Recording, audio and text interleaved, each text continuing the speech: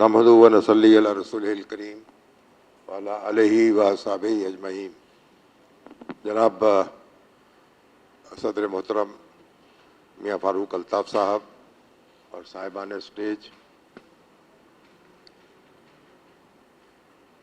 जनाब क़य्यूम निज़ामी के बलबला अंगेज़ और फ़िक्र अंगेज़ ख़िताब के बाद कुछ गुफ्तगू की ज़रूरत तो नहीं रही।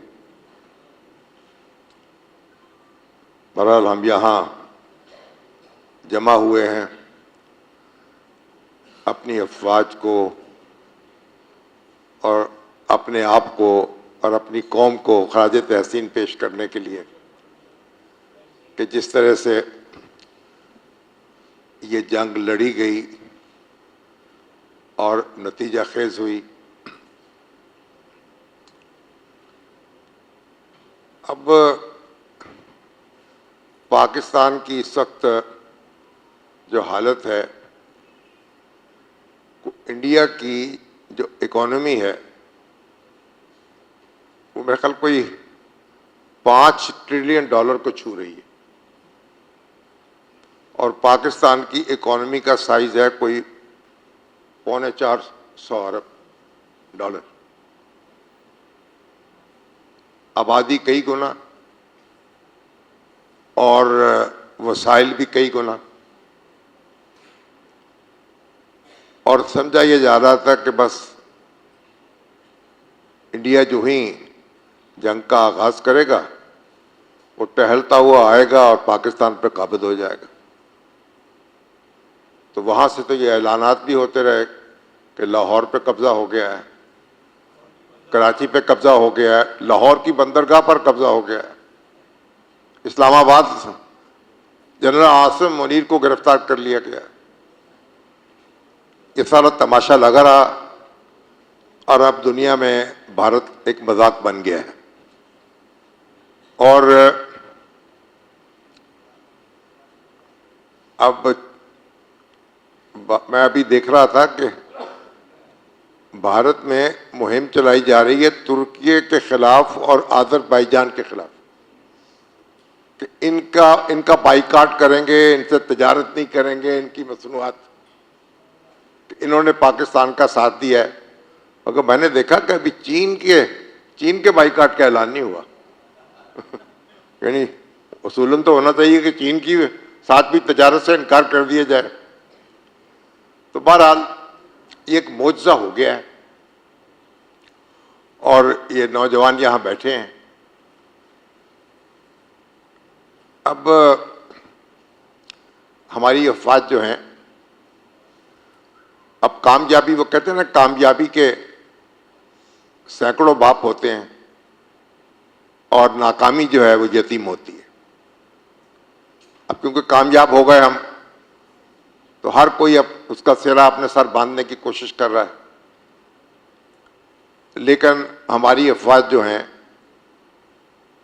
हमारी जो फौज है, बर्री फौज जो है, वो तो सियासत में कुछ ना कुछ उसके जर्नैल दखल देते रहते हैं, लेकिन जो हमारी एयर फोर्स है, हमारी नेवी है, वो तो बिल्कुल अलग थलग, उनका कोई ताल्लुक नहीं सियासत, ना किसी मार्शल से, ना किसी मामलात से। उन्होंने और हमारी बर्री फौज ने भी जिस तरह तवज्जो दी है कि जो कुछ हासिल हुआ है वो एक दिन में नहीं हो गया, बरसों लगे हैं उसके बिल्डअप पे, उसके ट्रेनिंग पे, उसकी महारत हासिल करने पे। ये ऐसा नहीं है कि चीन का एक जहाज हमें मिल गया तो बस हमने कमाल कर दिखाया। वो जहाज हम यहाँ अपने यहाँ बना रहे हैं, और भारत को तो जो फराज का जहाज मिल गया था, पूरी दुनिया कहती राफेल जो है उसके मुकाबले का जहाज ही नहीं है। और मोदी साहब ने कहा था कि जनाब अब तो हमें राफेल मिल गया है, तो फिर क्यों नहीं कोई कारनामा क्यों नहीं दिखा सके? क्यों उनको भी जलील कर दिया, बदनाम कर दिया? उनकी मार्केट ही गिर गई है, उनके शेयर गिर गए हैं राफेल के। और अब इंडिया में शोर मचा हुआ है कि राफेल की खरीदारी में 41,000 करोड़ रुपए जो हैं वो कमीशन खाया गया है। और अब वहां तहकीकात के मुतालबे हो रहे हैं। फिर जो हमारी एयरफोर्स है, जो हमारी फौज है, जो हमारी नेवी है, इनकी जो ट्रेनिंग है, जो इनकी महारत है, वो आप उसका कोई अंदाजा नहीं लगा सकते। कोई दुनिया में कंपैरिजन नहीं है। पाकिस्तानी फौज की जो रैंकिंग है वो एक नंबर पे होती है दुनिया में। और अगर हमारे पायलट और हमारे फौजी, हमारे जनरल इस तरह ट्रेंड ना होते और उनकी महारत ना होती, ये नतीजा हासिल नहीं कर सकते थे हम। चीन के जहाज होते या अमेरिका के होते, वो धरे के धरे रह जाते। तो बहरहाल अल्लाह ताला का करम है, इस वक्त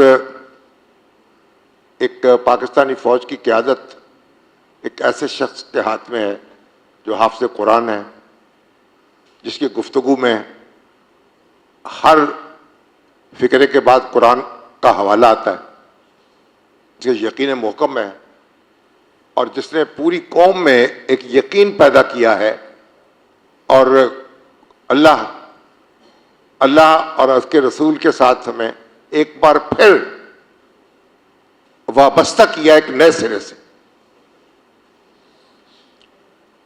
तो ये जो जितना मैं गौर करता हूं, और दुनिया भर में, अब ये पाकिस्तान अपनी बात नहीं कर रहा, पूरी दुनिया में, अमेरिका में जाएं, बरतानिया में जाएं, जो आलमी अखबारात हैं, जो जरीदे हैं, जो दुनिया का सोशल मीडिया है, जो इलेक्ट्रॉनिक मीडिया, हर जगह जो है ये बात कही जा रही है कि पाकिस्तान ने इंडिया को नाको चने चबवा दिए हैं और पाकिस्तान ने बर्तरी हासिल कर ली है इस जगह।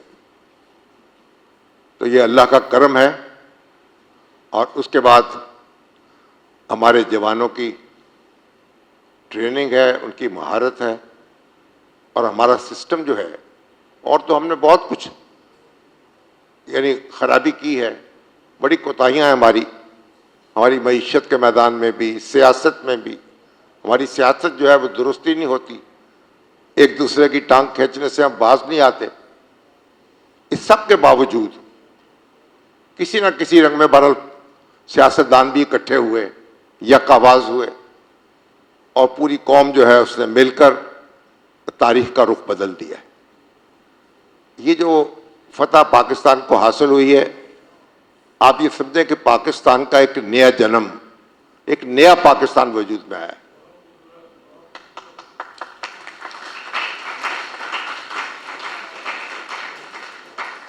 एक पाकिस्तान 14 अगस्त को वजूद में आया था, 14 अगस्त 1947 को। एक पाकिस्तान 6 सितंबर 1965 को वजूद में आया था। एक 28 मई 1998 है जी, जब हमने एटमी धमाके किए। और एक पाकिस्तान वो है जो आज ये समझा जा रहा था कि पाकिस्तान जो है बस अब वो खत्म हो चुका है, पाकिस्तान का कोई मुस्तकबिल नहीं। और पाकिस्तान ने बता दिया कि अल्लाह पे यकीन करने वाले जो हैं उनकी राह जो है को खोटी नहीं कर सकता। और आज दुनिया भर में, पूरे आलम इस्लाम में पाकिस्तान की जो ताकत है और अहमियत है, उसका एक नए अंदाज में उसका एतराफ़ हो रहा है। और पाकिस्तान जगह जगह आलम इस्लाम, पूरे आलम इस्लाम में मुजाहरे हो रहे हैं, दुआएं हो रही हैं और सलाम भेजे जा रहे हैं, फूल रखे जा रहे हैं पाकिस्तानियों के लिए। अब हमें एक मुत्तहिद होकर आगे बढ़ना है। हमारे जो लीडर हजरात हैं उनको भी इससे सबक सीखना चाहिए और आपस में लड़ने झगड़ने की बजाय अब कौम जो मुत्तहिद हो चुकी है उस इत्तेहाद को कायम रखना चाहिए और आगे बढ़ना चाहिए। और जो जो हमारी कोताहियाँ हैं, जो कमियां हैं, जो खामियां हैं, उनको हमें दूर करना चाहिए। अब लोग कहते हैं जी इंडिया दोबारा हमलावर होगा। इंडिया को आसानी से, एक वो आसान बात नहीं है। जो कुछ हो चुका है इंडिया के साथ और वो उसको उसको रिकवर होते होते बरसों लगेंगे। ऐसा नहीं है कि मिट्टी कपड़े झाड़ के उठ खड़ा हो और कहो मैं दोबारा आ गया हूं मैदान। अब वो बरसों उठने के काबिल नहीं रहा। और तो इंडिया का जो है मुस्तकबिल है, अब देखिए आज ही खबर आ रही थी कि जो अरुणाचल उनका प्रदेश है उसका नाम चाइना ने बदल दिया है। वो चाइना के साथ उनका सरहदी तनाज़ा है। और जब सकूत ढाका हुआ तो हमारे चाइना के वजीर आजम थे चू एन लाई, उन्होंने बयान दिया था, मुझे आज भी याद है, इंदिरा गांधी को मुखातिब करते हुए कहा था, आपने हवाओं का बीज बोया है, आप आंधियों की फसल काटेंगे। क्योंकि आपने एक पाकिस्तान में एक अलहदगी की तहरीक जो है उसका साथ दिया है। अब आपके अपने मुल्क में जो तहरीकें चलेंगी उसका सामना आप कैसे कर सकेंगे। आपने देखा कि जो सिख हैं, अब सिखों के ऊपर पाबंदी लगाई जा रही है कि वो अपना कुछ अपने महाराजा रंजीत सिंह की जो बरसी है उसके ऊपर पाकिस्तान में नहीं आ सकते। ये पाबंदी लगा दी है और वीज़ा नहीं जारी कर रही इंडिया, जो उनको इजाज़त नहीं दे रहा आने की। तो वो जो जगह जगह 550 से ज़्यादा रियासतें थीं जो इंडिया ने हड़प की हैं और जगह जगह आज़ादी के मुतालबे होंगे, तहरीकें चलेंगी, खुद मुख्तारी की तहरीकें चलेंगी। और आपने देखा कि बांग्लादेश जो है वो किस तरह एक नई ताकत के साथ खड़ा हुआ है और इंडिया को चैलेंज कर रहा है और पाकिस्तान से उसके रिश्ते बहाल हो जाएं। तो इंडिया के अपने मुफाद में है कि वो पाकिस्तान के साथ बना के रखे, बातचीत के जरिए मसाइल हल करे। अगर ऐसा नहीं करेगा तो अपना मुस्तकबिल जो है उसे खतरे में डालेगा। पाकिस्तान ने ऐलान कर दिया है और दुनिया को बता दिया है। आप देखें जो प्रेसिडेंट ट्रंप हैं, जब जंग शुरू हुई तो वो कह रहे थे कि तो 1000 साल से लड़ते आ रहे हैं, इनको इनके हाल पे छोड़ दो, ये खुद ही सेटल कर लेंगे। उनके वाइस प्रेसिडेंट वहां आए हुए थे, वो कोई दखल देने को तैयार है। वो कहते ठीक, उनको पता, उनको ये यकीन दिलाया था इंडिया ने कि हम 2-4 दिन में ठीक कर देंगे पाकिस्तान और यानी इसका गज़ा बना देंगे।